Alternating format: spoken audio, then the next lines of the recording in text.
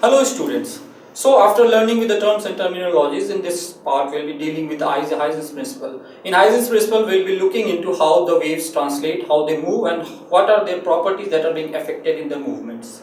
So let's start this part. Hello students. So now we'll discuss the topic Huygens principle. We'll see how this Huygens principle help us to determine the motion of the wavefront. We have seen what a wavefront is, how it moves, in the shape it moves, and how we can draw the wavefronts. Now we'll see what happens when a wavefront is moving, and when it is moving, what are the conditions under which it moves.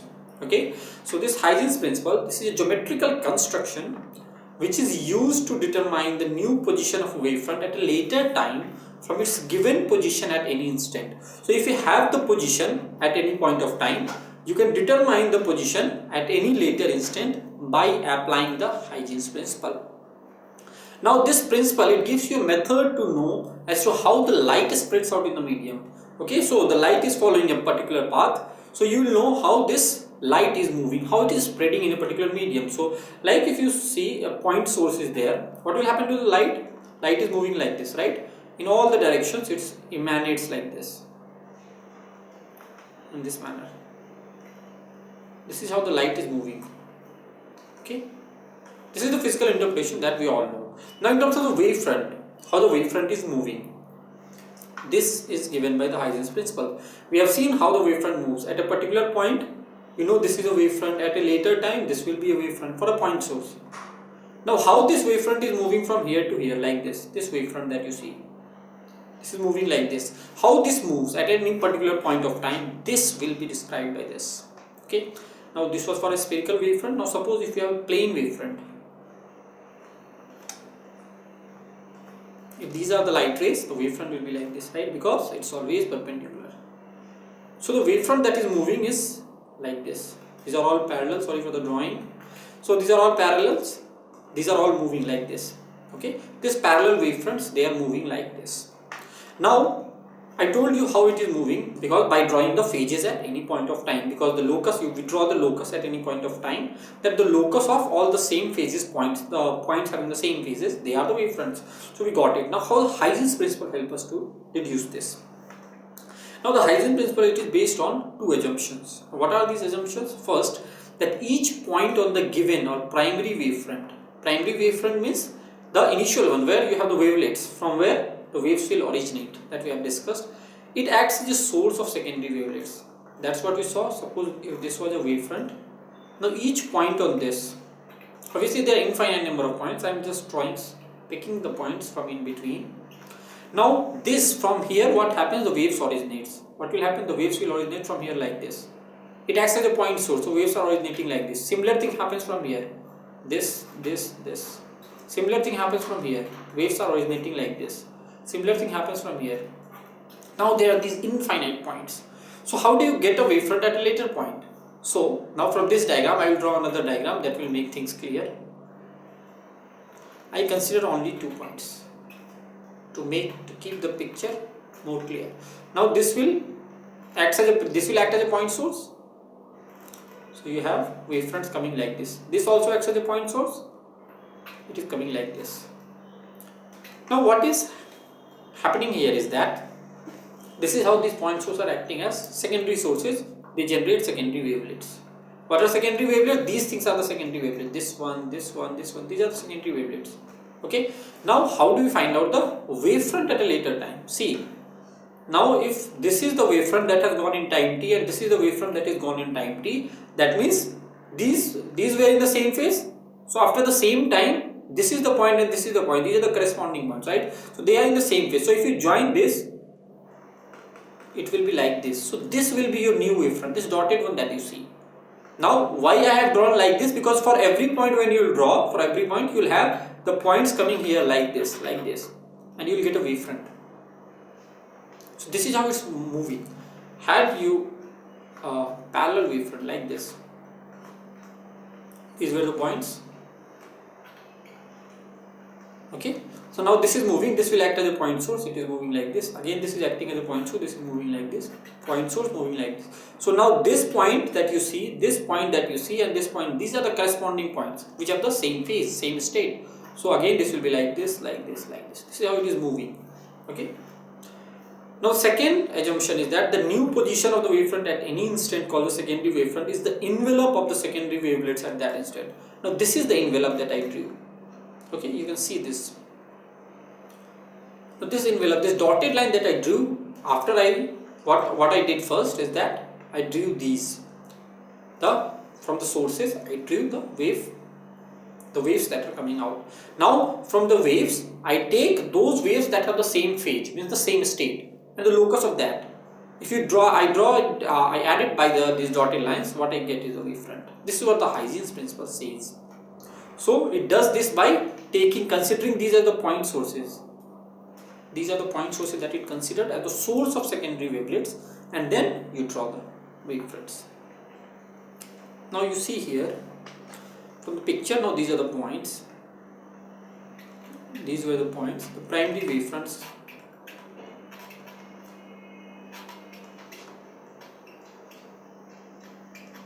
Okay, now this acts as a point source. Waves are coming out like this.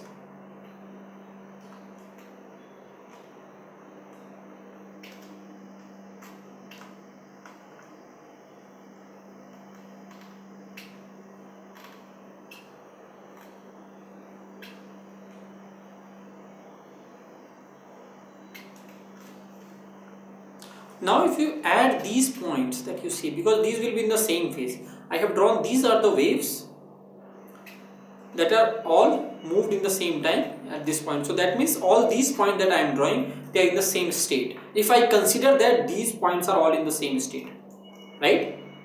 Why these points are in the same state? It's because it was a wavefront, and wavefront means particles are in the same phase, the same state. So starting from the same point, all are moving with the same velocity. So this is another wavefront that I will get. Similarly this one. So this is how wavefronts are drawn. Okay, this is a spherical wavefront. Now this was a point source. This is a plane wavefront. Same thing will happen.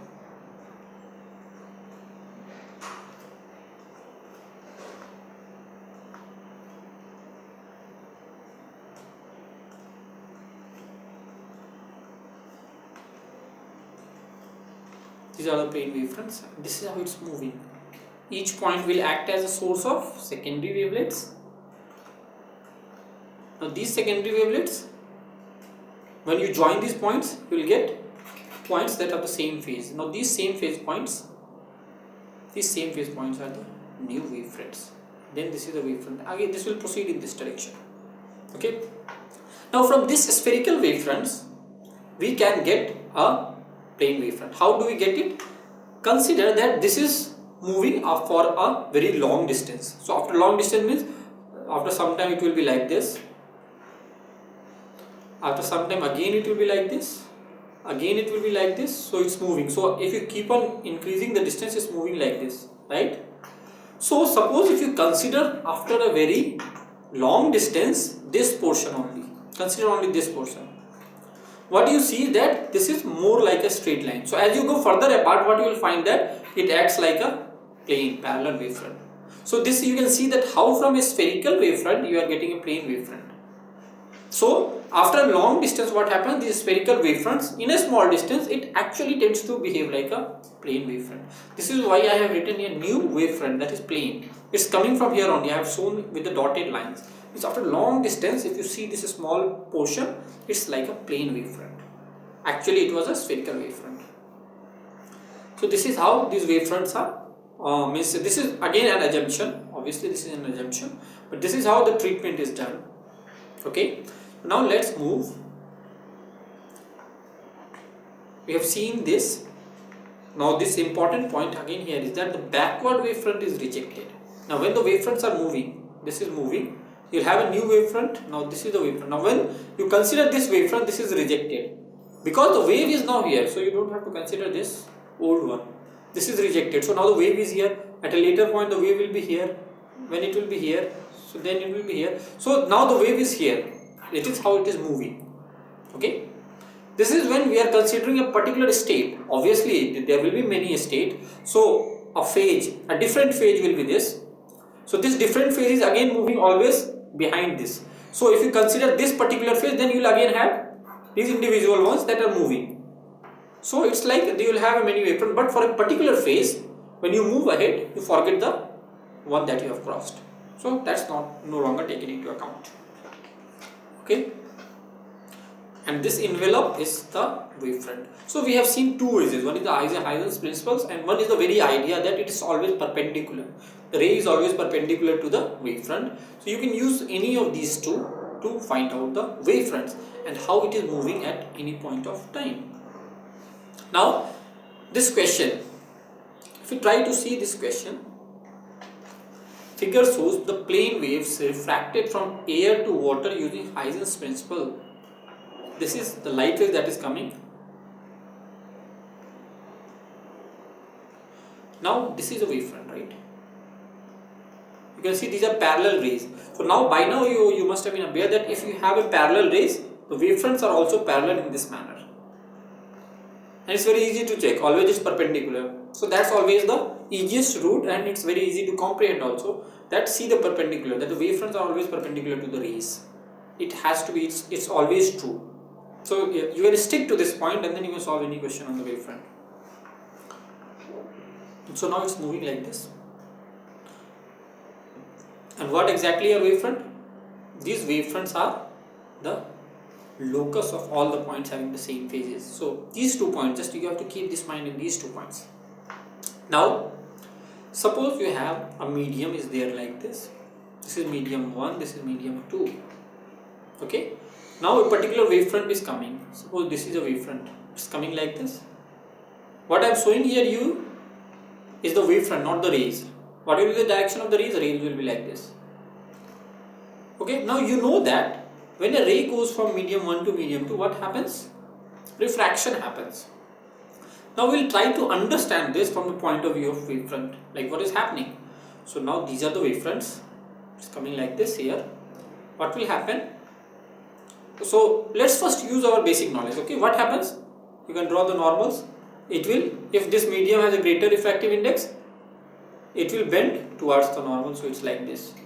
This will also bend towards the normal. So again it's like this. So what will be the wavefront? So the wavefront now will be like this. Again drawing perpendicular to all of this.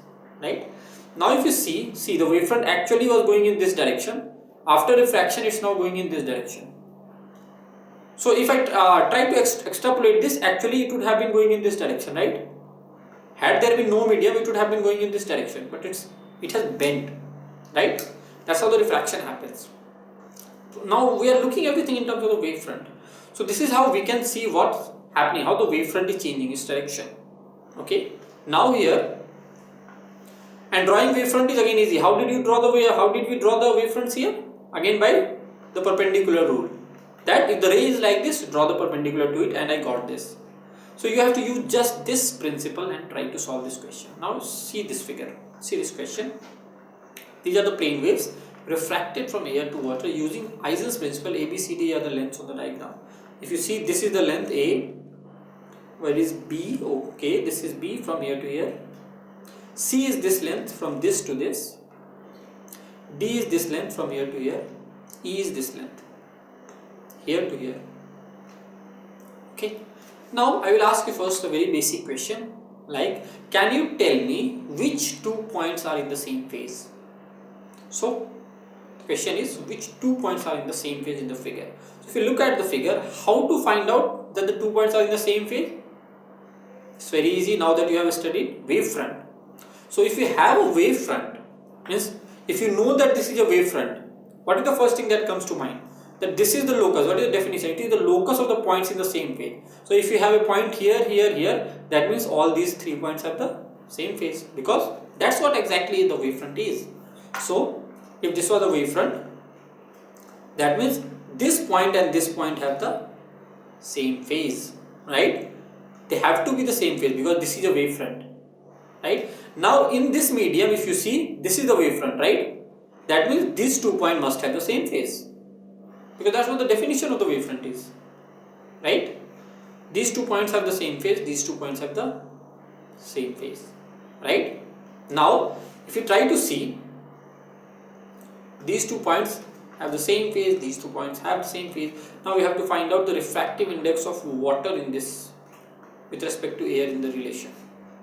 Now it's very easy that once you have identified this, okay, now these two are in the same phase, this and this are in the same phase, and this are in the same phase.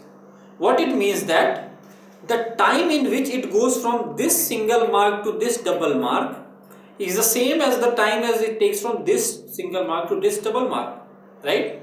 So to make it a bit easier, what I'm telling is that suppose you consider that this point is 1, so this point is also 1. Consider that phase is 1 and 1, because they are in the same phase, they have the same value.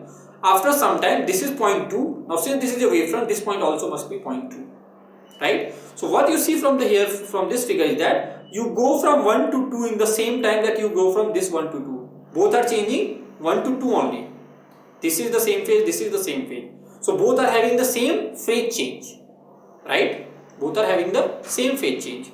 Now, if both are having the same phase change, how can we find out this? Means this same phase change, if it's happening, they are happening in the same time, right? Now it's very easy. What will be the time taken in going from this to this? Time taken in going from 1 to 2, this one. This will be this distance by speed. What is distance? Is b. What is the speed? Let's take this speed as u, right? Now since this is in air, right? Since this is in air, this speed is actually the velocity of light. We are assuming it to be vacuum. Now what will be the time taken in going from this 1 to 2? It must be same as this, right? They must be same, because this wavefront is like this. This wavefront was this. So at one time this is this, at another time it is like this. So in the same time it has moved like this. So now but you see that this distance is actually in water. What is this distance? This distance is d. And what is the speed in here? Let's take as v. What is v? V is the speed in water. It's no longer the speed of light. So this is the relation that we have. Same time taken, because we are considering the wavefronts. The wavefronts move. The wavefronts move together. Wavefronts are the locus of the same phase.